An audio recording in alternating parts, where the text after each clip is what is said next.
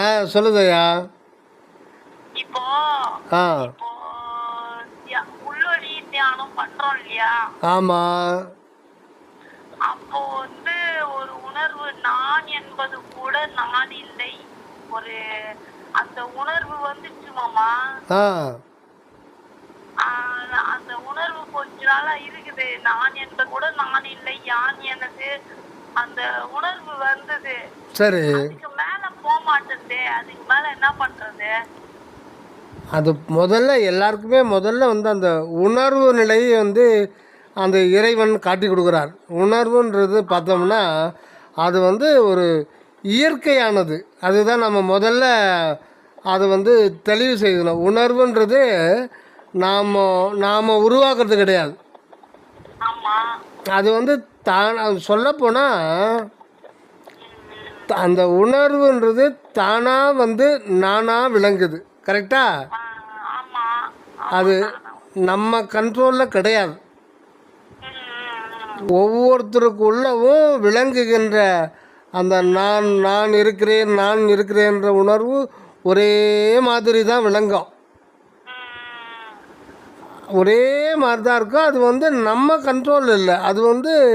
அது தானாகவே தொடர்ந்து விளங்கிக்கிட்டே இருக்கிறது. அதுதான் ஒரு அறிவு. ஆனால் அதுக்கு அதீதத்தில் அதுக்கு உள்ளார்ந்து அதில் ஆழமாக அது போக போகத்தான் அது மெய்ப்பொருள்ன்றது நமக்கு புரியுது. அதுக்கு அந்த ஒரு நிலை அந்த உள்ளே இருக்கிற அந்த உணர்வுக்கு உணர்வாக இருக்கிற ஒன்று தான் நமக்கு காட்டி கொடுக்கணும். அது நமக்கு காட்டி கொடுக்கணுன்னா நமக்கு ஒரு நெகிழ்ச்சி, அளவில்லாத ஒரு நெகிழ்ச்சி, அந்த உணர்வு மேலே ஒரு நன்றி உணர்வு, அன்பு, இது இருக்கணும்.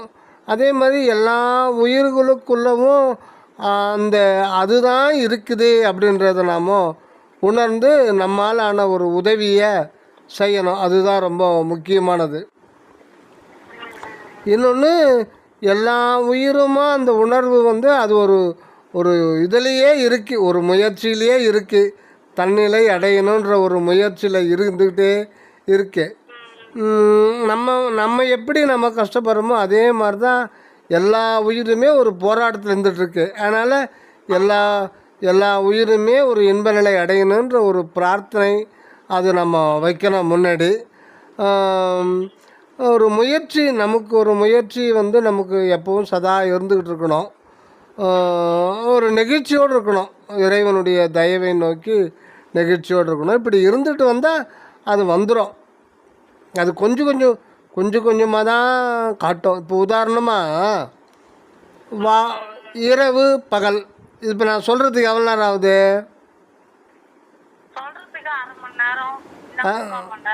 இப்போ நான் சொல்கிறதுக்கு எவ்வளோ நேரம் ஆச்சு? இரவு பகல்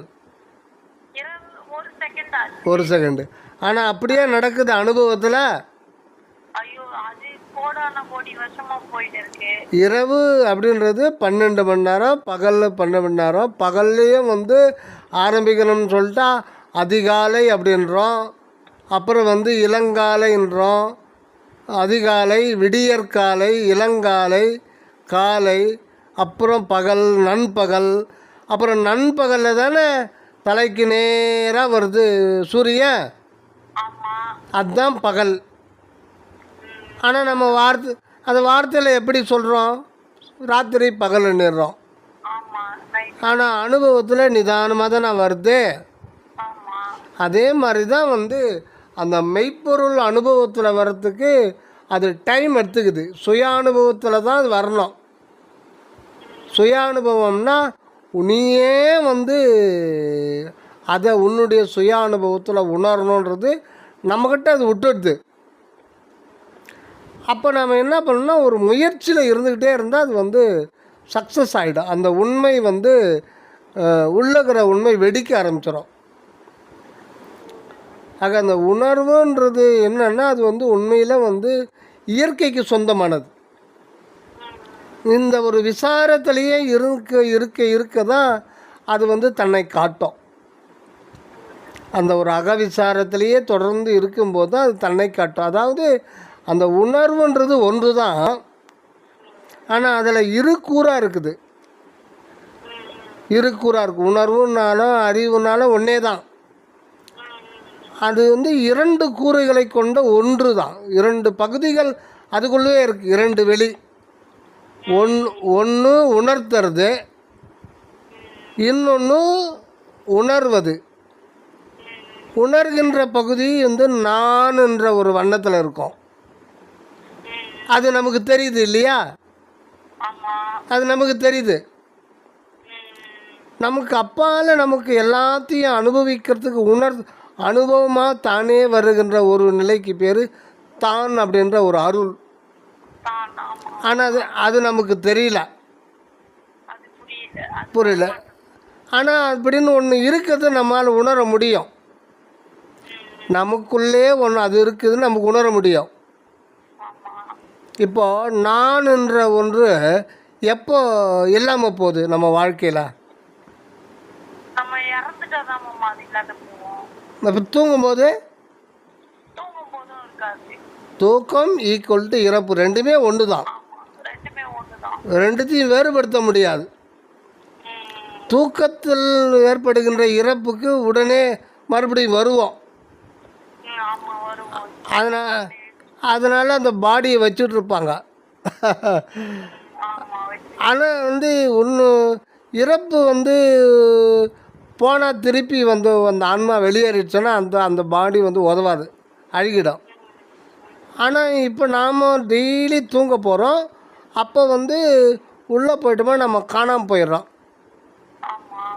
அதாவது நம்முடைய அறிவு, நம்முடைய அனுபவம், நம்முடைய நாம் இதுவரையில் பார்த்த உலகம் எல்லாமே சூன்யமாக போயிடுது. சூன்யமாக போன பிறகு நம்ம செத்து தானே போகிறோம். அதான் நாம் இருக்கிறது நமக்கே தெரியாது. திருப்பி நாம் எப்படி வரோம்? திருப்பி எப்படி விழிப்பு வரோம்? சான்ஸே கிடையாது. ஏன்னா நான் அந்த நான்ன்ற உணர்வு இறந்து போகுது இல்லையா, இல்லாமல் போகுது இல்லையா? ஆனால் அதுக்கு உள்ளே இருக்கிற உணர்வு எப்போவுமே விழிப்பு நிலையில் இருக்கும். அது எல்லா உயிர்களும் அது பொதுவாகவே இருக்கும். அது அருள். அது உறங்காது. நமக்கு இவ்வளோ நேரம் உறக்கம் போதும் அப்படின்ட்ட பிறகு அது திருப்பி வந்து அது நமக்கு திருப்பி அது உணர்வை விழிப்படைய செய்யும். அப்போ இதுலேருந்து தெரியுது இல்லையா நமக்கு உள்ள ஒன்று இருக்குன்ட்டு. அப்போ கூட வந்து நம்ம யூகிக்க தான் முடியும். அனுபவ ரீதியாக பெற முடியும். அனுபவ ரீதியாக பெறும்போதுன்னா அது வந்து அளவில்லாத ஒரு நெகிழ்ச்சி. அந்த உணர்வு நானும் நாம் நினைக்கிற அந்த உணர்வு கூட தன்னுடையது அல்ல அப்படின்ற ஒரு அந்த இருள் நீங்கி ஒளி வரும்போது அது தன்னை காட்டிக்கும். அதுவரையில தன்னை காட்டாது சிவம். அதுவரையில் தன்னை காட்டாது சிவம்.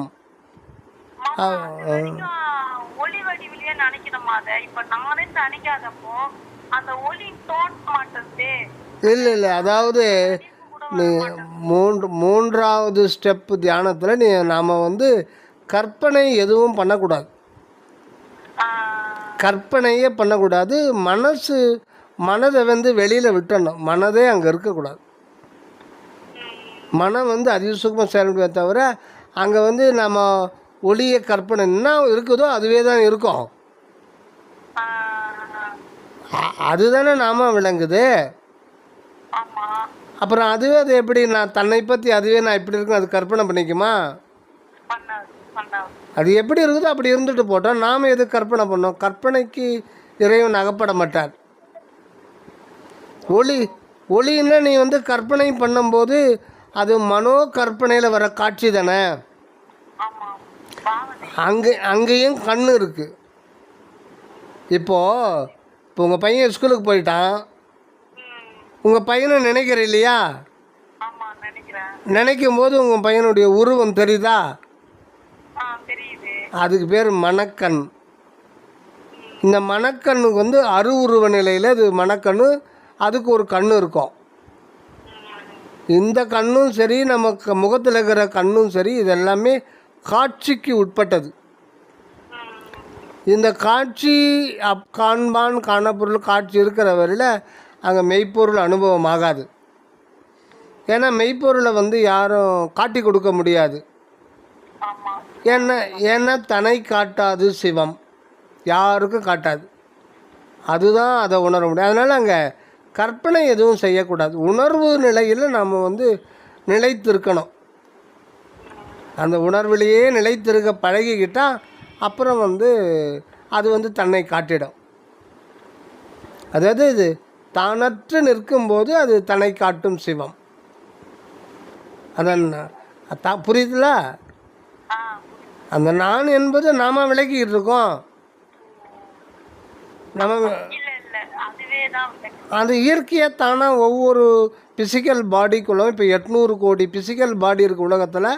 ஒவ்வொருக்குள்ளே விளங்குது. அது மாத்திரம் கணக்கில் அடங்காத ஒவ்வொரு உயிருக்குள்ளவும் அந்த நான் நான் நான் விளங்குது. ஆனால் இது வேறுவாக தெரியுது இல்லையா? அது உண்மைதான், ஆனாலும் உண்மை கிடையாது. ஏன்னா அதுக்குள்ளே இருக்கிற மையப்பகுதியில் இருக்கிற தான் இருக்கு இல்லையா, அதனுடைய செயல் தொடர் நிகழ்ச்சி தான் நான். அப்போது நான்ன்றது இறைவனுடைய திருநடனத்தினுடைய தொடர் நிகழ்ச்சி. அது ஒரு செகண்டு கூட அது நிற்காது. ஒரு செகண்டு கூட நிற்காது, தொடர்ந்து வந்துட்டுருக்கு. அதனால் நம்ம எத்தனை கோடி பிறவி எடுத்தாலும் கணக்கு பண்ண முடியாது. ஏன் ஆனாலும் போன பிறவி என்ன நமக்கு தெரியுமா? தெரியாது. காரணம் என்ன? நமக்கு அதெல்லாம் கடவுள் அதெல்லாம் மறைக்க வச்சிருக்காரு. இந்த பிறவியில பிறந்துட்டோம், அப்ப எப்படி போன பிறவி ஞாபகம்? அதில் ஒரு சீக்ரெட் இருக்குது. அதாவது நம்ம வந்து இத்தனை பிறவி எடுத்தோம் அப்படின்னு நமக்கு இப்போ தெரிஞ்சிச்சுன்னு வச்சுக்கோ, நாம் வாழவே மாட்டோம், தற்கொலை பண்ணிக்குவோம், தண்டவாளில் தலை குத்தோன்னா நினைப்போம். மொத்தமே எல்லா பிறவியும் ஞாபகத்துக்கு வந்துடுச்சுன்னு வச்சுக்கோ, என்ன ஆகும்? வராது. அப்போ இறைவன் என்ன பண்ணுறாரு, இந்த அனுபவம்ன்றது ரொம்ப ரொம்ப ரொம்ப கிராஜுவலாக தான் அதை இறைவனை ஏற்றுக்கிறார். இறைவன் தான் ஏற்றுட்ருக்காரு. அந்த ஜீவனாக இருந்து ஏற்றுக்கிறார். இதெல்லாம் ஒரு வாழ்க்கையில் அருட்பெருஞ்சோதி உலகத்தில் இப்படி ஒரு வாழ்க்கை அமைப்பு இருக்குது. அது ஒன்றுமே பண்ண முடியாது. அப்போ பிரச்சனை, எனக்கு துன்பம் இருக்குது, எனக்கு துன்பம் இருக்குது நாம் சொல்கிறோம் இல்லையா? அந்த எனக்குன்றதே அது மெய்ப்பொருள் சம்மந்தப்பட்டது தான். எனக்குன்னு நம்ம தனியாகவே ஒன்றும் கிடையாது. ஆனால் அது நமக்கு தெரியாது. ஆக வந்து நம்ம இந்த புற உலகத்தில் நாம் அனுபவிக்கிற இன்ப துன்பங்கள்லாம் எந்த ஒரு நிலையில் வச்சிருக்கிறாருன்னா அந்த ஆன்ம நிலையில் வைக்கலை. அந்த ஆன்ம வெளியிலிருந்து அதில் ஒரு கூறு தான் உயிர் உணர்வு ஆக்குறார். அறிவு உணர்வுலேருந்து உயிர் உணர்வு ஆக்குறார். ஏன்னா ஆன்மாவில் இந்த புற உலக இன்ப துன்பங்கள் உள்ளே போகிறதுக்கு அனுமதி கிடையாது. புரியுதா? இன்பமும் துன்பமும் இல்லானேன்னா அக உலகத்தில் இன்பம் துன்பம் கிடையாது. ஆனால் அந்த குறிப்பிட்ட ஆன்மா வந்து அனுபவ ரீதியாக வந்து அந்த அன்பு தத்துவத்தை அனுபவிக்கணுன்றதுக்காக அதுவே தான் அந்த மெய்ப்பொருளே தான் அந்த ஜீவனாக வருது. ஆனால் இது வந்து எப்படி கொண்டு வரணும், தன்னுடைய அனுபவ ரீதியாக தான் தன்னை உணர முடியும். அதனால் இந்த அனுபவன்றது ஆரம்பத்தில் வந்து புறத்திலேருந்து தான் இறைவன் கொடுக்குறாரு. அந்த ஜீவனுக்கு கொடுத்து தானே தன்னை மறைத்து தானே ஜீவனாக இருந்து தானே அனுபவிச்சுக்கிறார். அப்போது இந்த உயிர் உணர்வுலேயே பார்த்தோம்னா நம்மளை தத்துவ நிலையில் தான் வைக்கிறார். அதாவது ஒரு நாணயம் போல், நாணயத்துக்கு மேல் பக்கம் இருக்கிறது ஆன்மா, அதனுடைய அடிப்பக்கம் இருக்கிறது தான் உயிர் உணர்வு. இந்த உயிர் உணர்வு கூட தத்துவத்தை கலக்கிறார். அதாவது இப்போ நம்ம எப்படி நம்ம வாழ்ந்துக்கிட்டு இருக்கோம்னா சுவாசத்தில் தானே வாழ்ந்துக்கிட்டு இருக்கோம். சுவாசம் வந்து ஒரு ஆக்சிஜன் கார்பன் டை ஆக்சைடு தானே, அதுவா ஆன்மா? அது காற்று தானே. காத்துதான். இந்த காற்று எங்கே இருக்குது? நீ சுவாசிக்கிற காற்று எங்கேருந்து சுவாசிக்கிற? ஆகாயத்துல காற்று மண்டலத்துலேருந்து சுவாசிக்கிற. காற்று மலம். காற்று மண்டலம் சுவாசிக்கிற. அது நுரையீரலுக்கு போய் அது உடம்பெல்லாம் பரவி ஆக்சிஜன் செல்லுக்கெல்லாம் கொடுக்குது. ரைட்டு, விட்டுரு. அது வந்து உனக்கு அந்நியம் தானே. ஆமா, அந்நியம் தான். நமக்குள்ள இருக்குது. அதான் பலூன்லேயே நீ ஊதி காற்றடைக்கிற. அது இயற்கையாக உன்னுடைய மூக்கு காற்றை நுரையீரலுக்கு கொண்டு போகுது.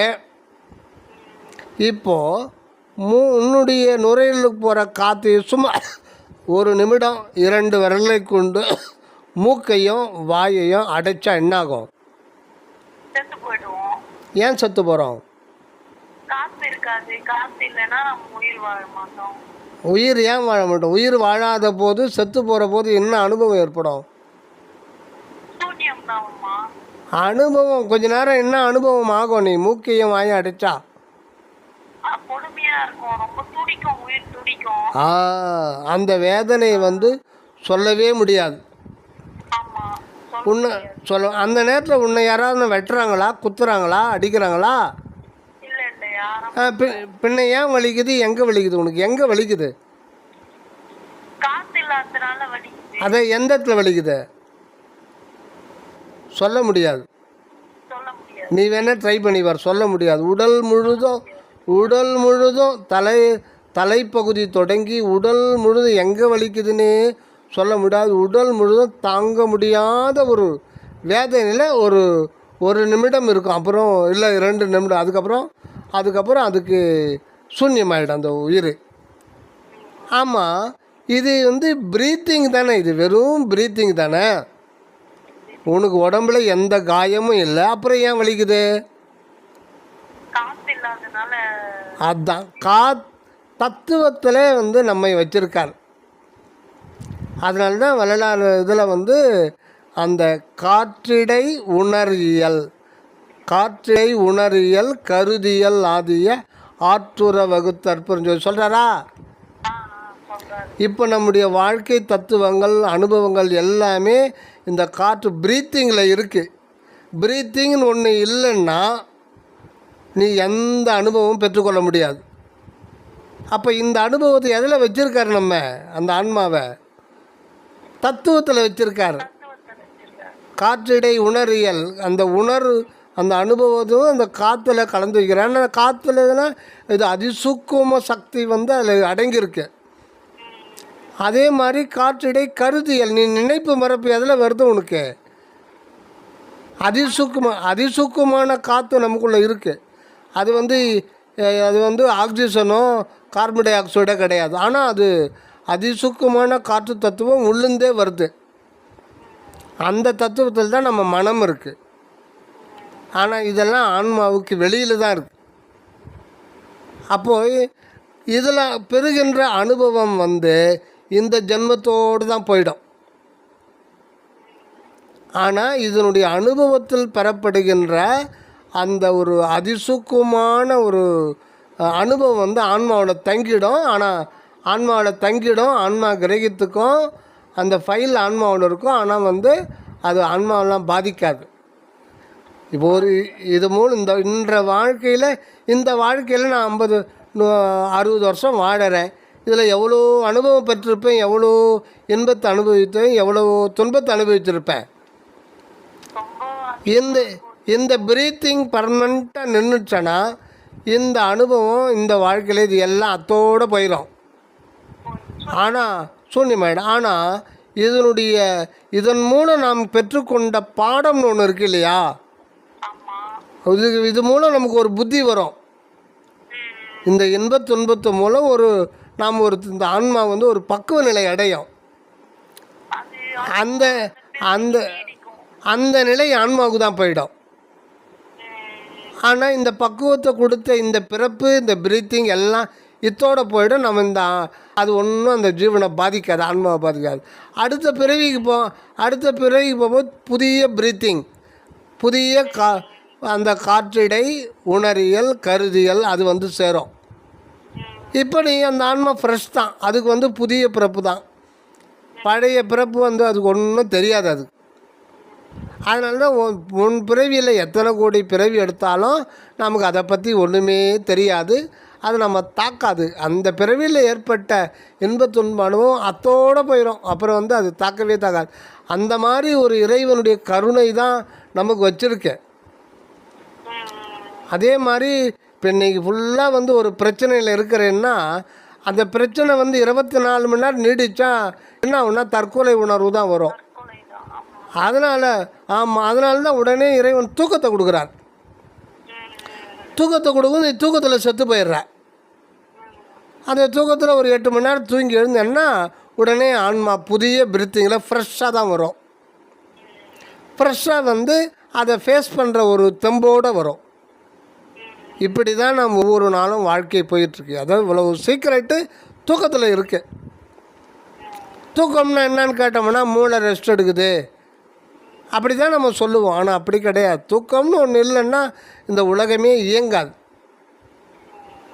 தூக்கம் இருக்கிறதுனால தான் அந்த இதெல்லாம் அந்த பிரச்சனைகள்லாம் மறந்துட்டு அடுத்த பிரச்சனை எவ்வளோ வந்தாலும் அதை எதிர்கொள்கின்ற புத்துணர்ச்சியோட தெம்போடு வருவோம். சாப்பிட்டா தானே உடம்புல தெம்பு இருக்கு.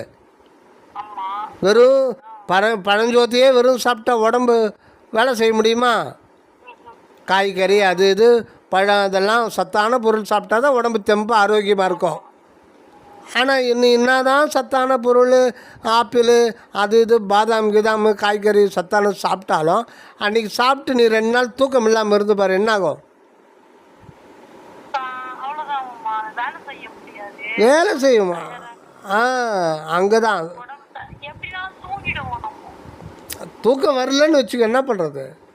நீ என்ன தான் சத்தான சாப்பிட்டா அதனால் பிரயோஜனம் இருக்காது. ஏன்னா அது வந்து அப்டேக் பண்ணுற குடலே இயங்காது சரியா. அப்படியே இயங்கி செரிமானம் ஆனாலும் தூக்கம் இல்லைன்னா காலையில் எழும்போது மனம் டயர்டாக இருக்கும். ஏன்னா மனம் ஓய்வு இல்லாமல் வேலை செய்யுதில்ல. ஏன்னா நம்ம செத்து போய் புதிய பிறப்படுத்தா தானே ஃப்ரெஷ்ஷாக வருவோம். அதனால் நீங்கள் ஒரு 6 மணி நேரம் இல்லை ஒரு 4 மணி நேரம் தூங்கி எழுந்த உடனே உடம்புல புது தெம்பு கிடைக்கும், ஃப்ரெஷ்ஷாக இருக்கும். இதெல்லாம் யாராலும் இருக்க முடியாதுல்லம்மா, எல்லாரும் தூங்கிடுவாங்க. அந்த அளவுக்கு தூக்கம் இல்லாமல் இருப்பாங்க ஜனங்க. ஆமாம், இல்லை தூக்கம் இல்லாமல் இப்போ வெளிநாடு முதல் கொண்டு எல்லா நாட்டிலையுமே தூக்க மாத்திரை தானே ஓடிக்கிட்டு இருக்கா. அப்போ என்னென்ன 40% மேலே வந்து தூக்க மாத்திரை உட்கொள்கிறாங்க, 30% மேலே. அதனால் அந்த காலத்தில் தூக்கம் இல்லாமல் வயசானா இருக்காது. இப்போ வந்து இளைஞர்களுக்கே தூக்கம் இல்லாமல் போயிட்டு, அதாவது மனோவியாதி அதிகமாகிடுச்சுன்னா மனதில் பிரச்சனை ஆயிடுச்சுன்னா தூக்கம் வராது.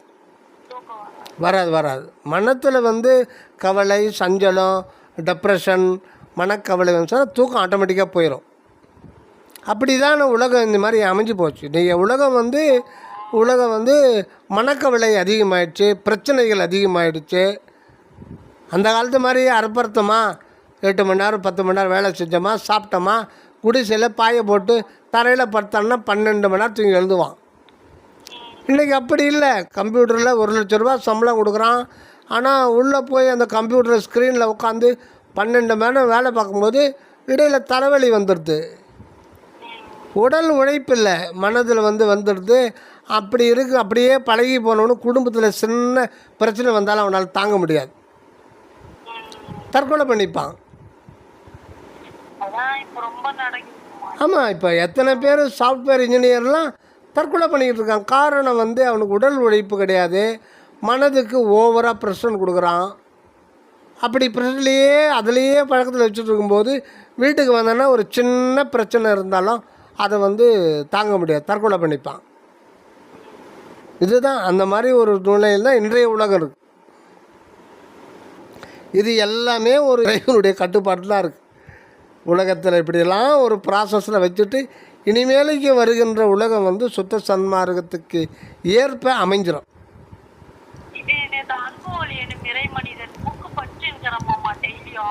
Very good. வந்தது. ஆ இனி வரும் காலம் ஆ ஆன்மாக்களுக்கு ஆ சுக வடிவம் ஆ அளிக்கப்படும் காலமாக இருக்கும் என்க அப்படின்னு சரவணானந்த சுவாமியே சொல்லியிருக்கு. ஆமாம் ஆமாம் ஆமாம், வள்ளலாரே சொல்லிட்டார்ல. சுக வடிவம்னே சொல்லிட்டாரு. பெருஞ்சுக வடிவம்னா அந்த பிரணவ தேகம், அருட்பிரகாச வடிவம்.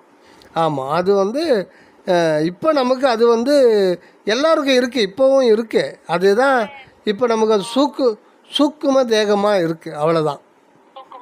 புதுசாலாம் வராது. அந்த சூக்கும தேகமே பிரணவ தேகமாக மலரும்போது அது வந்து அருவுருவத்தில் அழியாத நிலையை பெற்றுக்கொண்டோம், மரணமில்லா பெருவாழ்வு.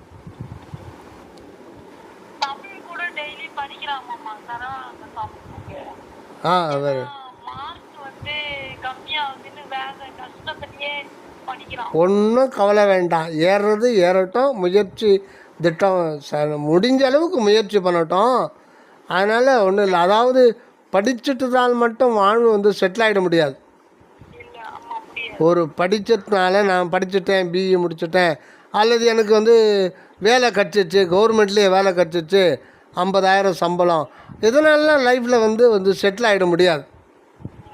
லைஃப்பில் வந்து இந்த உலக வாழ்க்கை லைஃப்பில் செட்டில் ஆகிறதுலாம் கிடையாது. அதாவது தற்காலிகமாக வேணால் உடல் சௌகரியத்துக்கு தேவையான சுகபோகத்தை கொடுக்குமே ஒழிய உண்மையான சுகம் வந்து நமக்கு உள்ளே தான் இருக்குது, ஆன்மாவில் தான் இருக்குது. அதனால் அதுக்கேற்ற மாதிரி உலக வாழ்க்கையில் வந்து அது சாமி புக்கு படிக்கிறான்னு சொல்கிறேன் இல்லையா, அதுதான் பெரிய விஷயம், அதுதான் முக்கியமானது.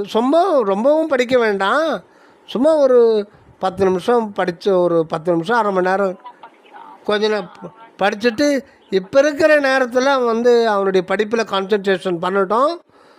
விருப்பம் இருக்கும்போது அரை மணி நேரம் படித்தா அதுதான் ரொம்ப முக்கியம் ஆன்மாவுக்கு. அதுதான் தேவை. அது சும்மா கொஞ்ச நேரம் படிச்சுட்டா போதும். மகாமந்திரம் சொல்லி தீபத்தை பார்த்து வழிபாடு பண்ண ஒரு 5 நிமிஷம் மட்டும் தியானம் பண்ண சொல்லு. சரி, பண்ணலாம் பரவாயில்ல, படிக்கிறான்னா அது படிச்சுக்கிட்டோம், அது ரொம்ப முக்கியம். 5 நிமிடம் மட்டும் தியானம் பண்ணால் அது ஒரு மிகப்பெரிய ஒரு அட்டைன்மெண்ட்டு. மன அமைதியாக கண்ணை மூடிக்கிட்டு புருவ மத்தியில் அந்த பழக்கம் சின்ன வயசுலேருந்து வரலைன்னா பின்னாடி வந்து முரண்டு பிடிக்கும். மனசு ரொம்ப முரண்டு பிடிக்கும். முடியாதுன்னு ஒன்று கிடையாது.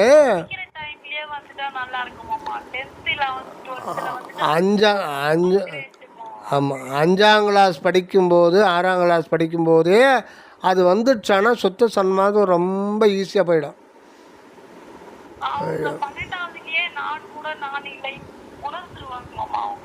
ஆமாம், அதாவது வெறும்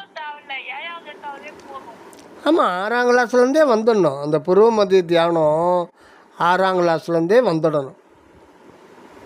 சும்மா 5 நிமிஷம் காலையில் ஒரு 5 நிமிஷமா, மத்தியானம் ஒரு 5 நிமிஷமா, சாயந்தரம் ஒரு 5 நிமிஷம் போதும், ஜாஸ்தி வேணும். அது அப்படியே பழக அவங்களுக்கு அது பழக்கமாகி போயிடும். அது ஒரு கஷ்டமே இருக்காது.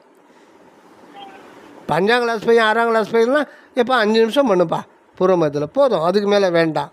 அது அப்படியே பழகிட்டு வரணும். அப்புறம் பாட்டு படிக்கிறது, நல்ல நீதி கதைகள் கேட்குறது, அந்த மாதிரி பண்ண. வெறும் வெற்று கல்வி A² B²னாக்கா அவனுடைய இது வந்து வன்முறையாக மாறிடும். அவனுடைய மனம் வன்முறையாக மாறிடும். ஆமாம், கண்டிப்பாக வன்முறை சுயநலத்தால் தான். அதனால தான் இப்போ வந்து இருக்கிற கல்வி முறை கம்ப்ளீட்டாக மாற்றப்படணும்.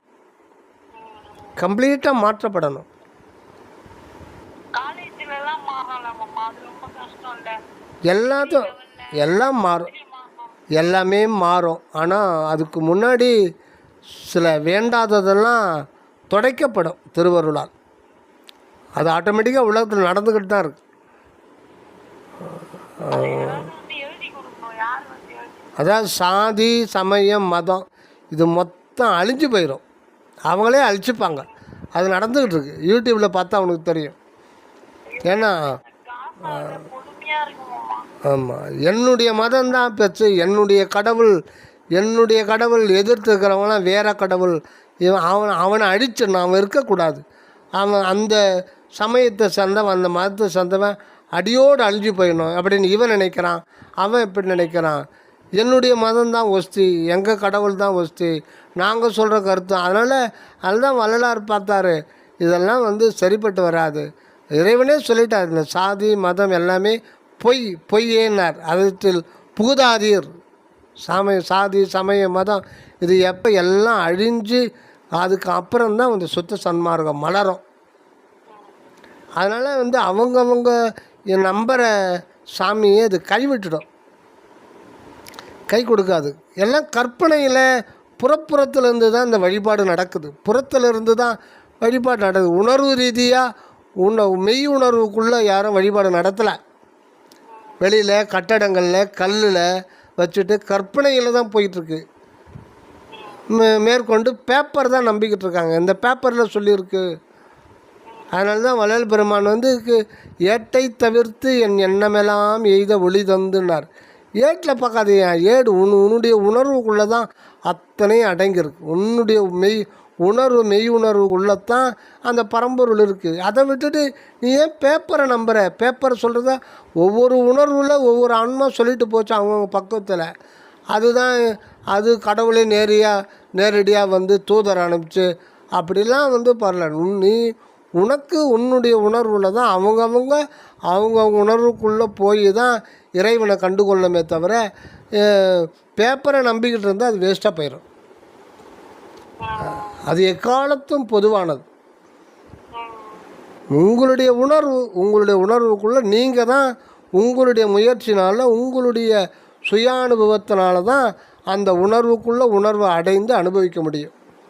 இதுக்கு வந்து வேறு யாரும் உதவவே முடியாது. வள்ளலார் வழிகாட்டிட்டார். திருவருட்பா வழிகாட்டு நூல். ஆனால் அவர் நினச்சிருந்தா அவர் காலத்தில் வள்ளல் பெருமான் காலத்தில் எப்படியும் 1000 பேர் இருந்திருப்பாங்கள்ல அவர் வாழ்நாளில். 1000 பேருக்கு அவர் வந்து அருள் புரிஞ்சு எல்லோருக்குமே வந்து முக்தி கொடுத்துருக்கலாம் இல்லையா? ஏன் கொடுக்கல? கொடுக்க முடியாதுன்னு இல்லை. ஆனால் வந்து அவர் வந்து இயற்கையாக ஒன்றிட்டார். அந்த மெய்ப்பொருளாகவே மாறிட்டார், அற்பெருஞ்சோதியாகவே மாறிட்டார்.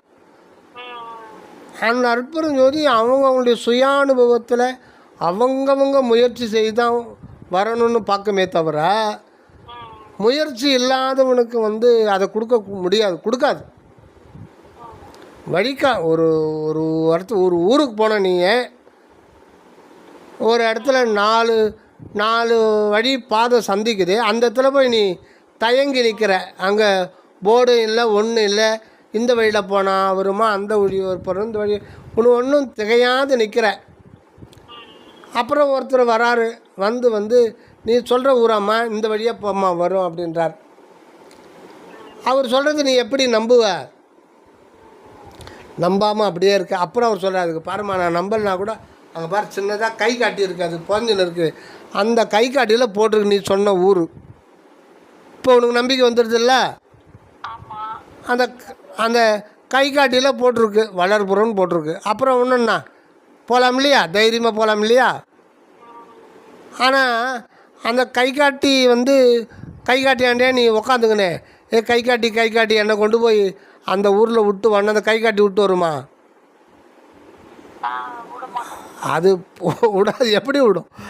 அது திருவருட்பா வந்து நமக்கு கொடுத்தாச்சு. அது உள்ள பிரகாரம் நாம் தான் முயற்சி செய்து முன்னேறணுமே ஒழிய இறைவனே வந்து அருள் புரிவார். ஆனால் நம்முடைய முயற்சி எதிர்பார்க்குறார்.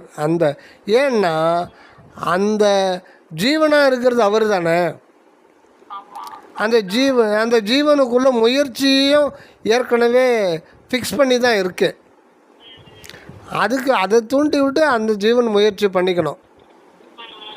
அதனால் வந்து நம்ம சும்மா இருந்துட்டால் எல்லாம் கிடைக்கணும் சொல்ல முடியாது. அதனால தான் வள்ளல் பெருமான் கையறவு இல்லாது நடுக்கண் புருவ பூட்டு கண்டு களி கொண்டு திறந்துண்டு நடுநாட்டுனார். அந்த நடுநாட்டுன்றது இப்போ நீ உணர்வுன்னு ஒன்று சொல்கிற இல்லையா? அந்த உணர்வுக்கு உணர்வாக ஒன்று இருக்குது, அதுதான் நடுன்னு பேர். அதுதான் அந்த உணர்வுக்கு பேர் தான் நடு அல்லது அருள் அல்லது மெய்ப்பொருள். அது வந்து கையறவில்லாது. கையறவுன்னா தூக்கம், சோம்பல், அந்த தான் நித்திரை, தூக்கம், சோம்பல், அப்புறம் பார்த்துக்கலாம், நாளைக்கு பார்த்துக்கலாம் அப்படின்னு தள்ளி போடுறோம் இல்லையா சோம்பல்.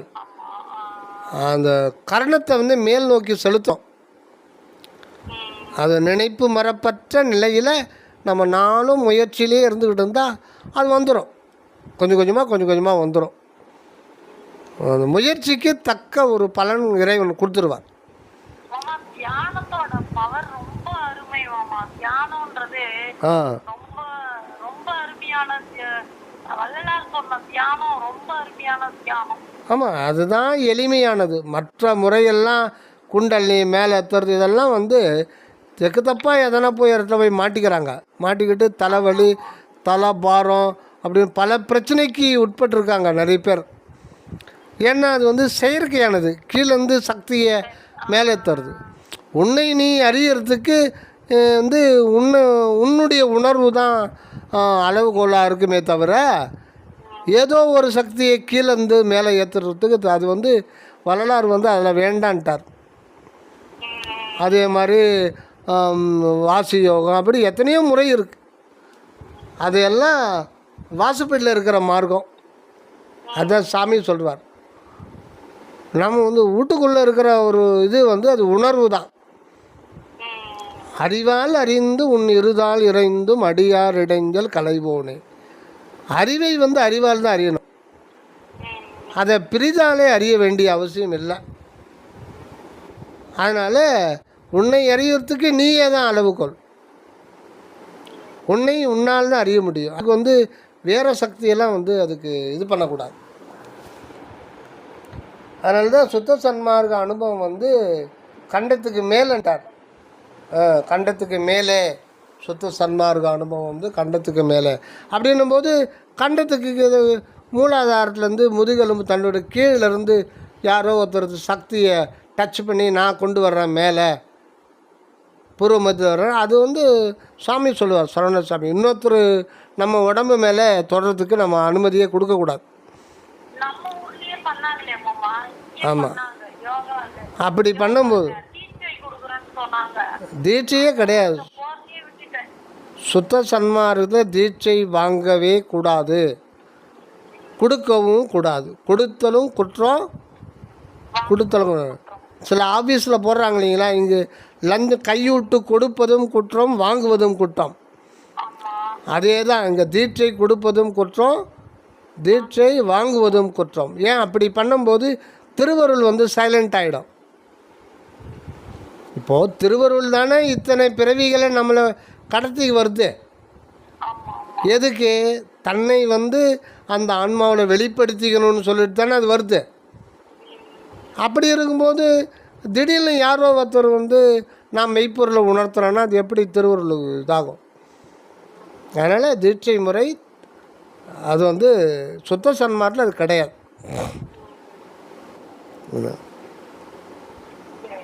சரி தயவு. சரி நன்றி. தயவு.